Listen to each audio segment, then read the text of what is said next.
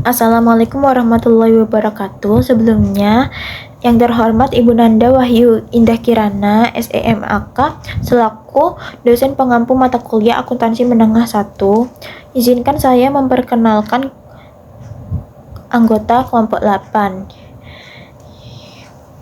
Yang pertama ada Nadia Valencia Sitorus dengan NPM akhir 271, lalu Agnes Manogi Yulianti Bolon dengan NPM akhir 321, lalu Valentin Aurelia dengan NPM akhir 332, dan Noor Sarah Rahmawati dengan NPM 241.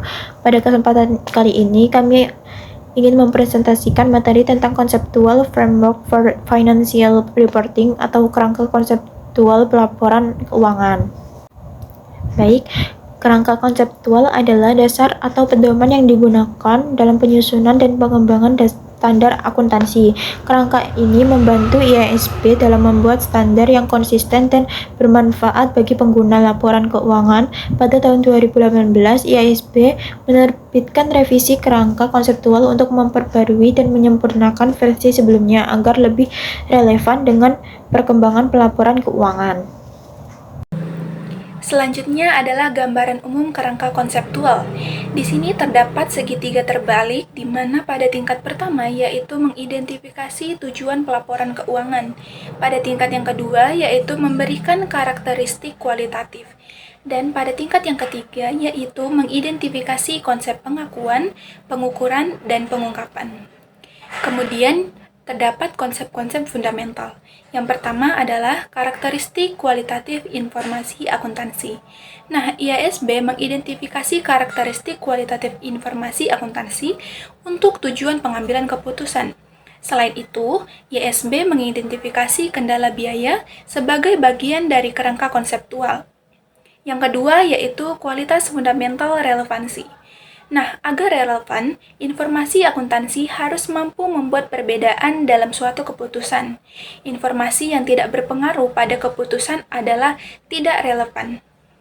Informasi keuangan mampu membuat perbedaan ketika memiliki nilai prediktif, nilai konfirmasi, atau keduanya. Informasi keuangan memiliki nilai prediktif jika informasi tersebut memiliki nilai sebagai masukan untuk proses prediktif yang digunakan oleh investor untuk membentuk ekspektasi mereka sendiri tentang masa depan. Informasi yang relevan juga membantu pengguna untuk mengkonfirmasi atau mengoreksi ekspektasi sebelumnya. Informasi tersebut memiliki nilai konfirmasi. Kualitas fundamental representasi yang setia. Presentasi yang akurat berarti bahwa angka dan deskripsi sesuai dengan apa yang benar-benar terjadi. Representasi yang akurat merupakan suatu keharusan karena sebagian besar pengguna tidak memiliki waktu maupun keahlian untuk mengevaluasi isi faktual informasi tersebut.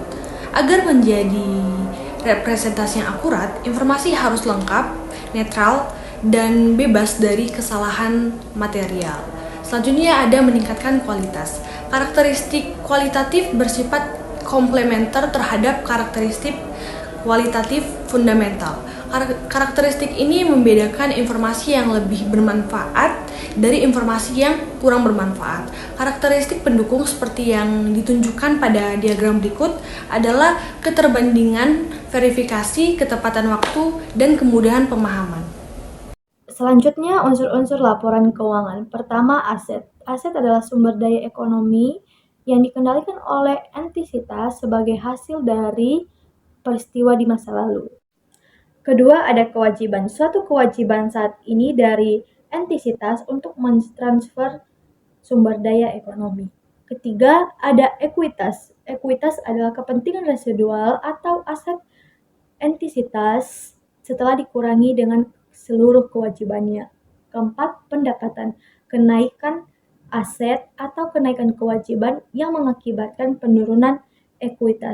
Kelima, beban. Beban adalah penurunan aset atau kenaikan kewajiban yang menyebabkan penurunan ekuitas. Selanjutnya ada asumsi. 5 asumsi dasar secara berurutan yaitu pertama, entitas ekonomi.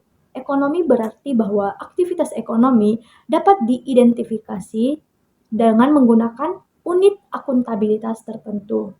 Kedua, ada kelangsungan usaha, bahwa perusahaan akan memiliki hidup yang panjang. Yang ketiga, ada satuan moneter. Satuan moneter, uang adalah penyebab utama dari aktivitas ekonomi dan memberikan dasar yang tepat untuk pengukuran dan analisa di akuntansi. Keempat, ada periodisitas, menyiratkan bahwa suatu perusahaan dapat membagi aktivitas ekonominya ke dalam periode buatan. 5. Basis akrual. Misalnya, perusahaan mengakui pendapatan ketika mereka memenuhi kewajiban kinerja atau prinsip pengakuan pendapatan. Selanjutnya ada prinsip-prinsip dasar akuntansi. Umumnya kita menggunakan 4 prinsip dasar akuntansi untuk mencatat dan melaporkan transaksi. Yang pertama ada pengukuran. Pengukuran memiliki 2 prinsip yang paling umum digunakan didasarkan pada biaya histori dan biaya saat ini. Biaya historis IFRS mensyaratkan bahwa perusahaan mencatat dan melaporkan banyak aset dan kewajiban berdasarkan harga akuisisi. Sedangkan nilai saat ini, pengukuran nilai saat ini memberikan informasi moneter tentang aset, kewajiban, dan pendapatan serta pengeluaran terkait menggunakan informasi yang diperbaharui untuk mencerminkan kondisi pada tanggal pengukuran.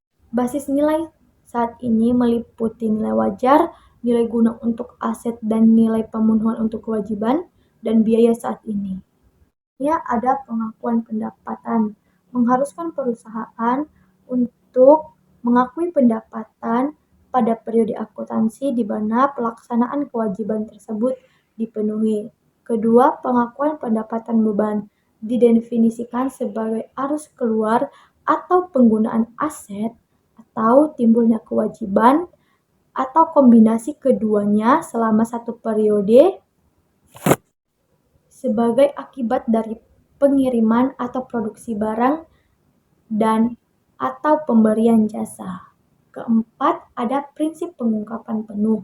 Praktik ini mengakui bahwa sikap dan jumlah informasi yang termasuk dalam laporan keuangan mencerminkan serangkaian pertimbangan timbal balik.